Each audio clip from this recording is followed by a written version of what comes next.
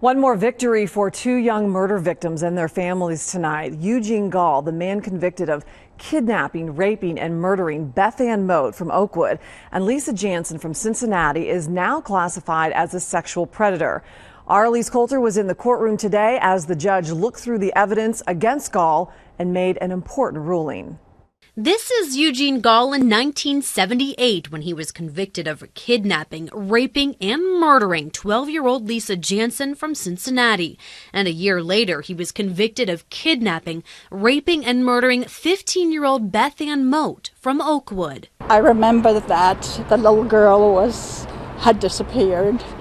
They were looking for her in the woods in Miamisburg. It's a case that shocked the Miami Valley and still does more than 30 years later. It felt like it was part of my family that it happened to. But for the victims' families, this day in court was a good one. By clear and convincing evidence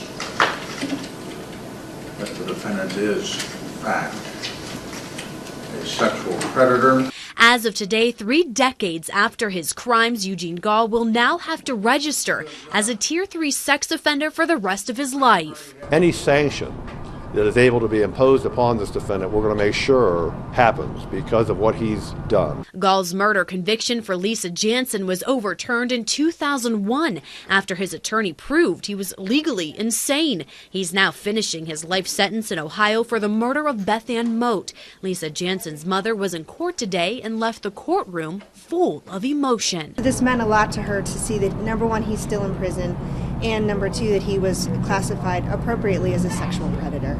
Reporting in Dayton, Elise Coulter, ABC 22 News. And just this year, Gall's appeal to have the 16 years he served in Kentucky taken off his life sentence was denied.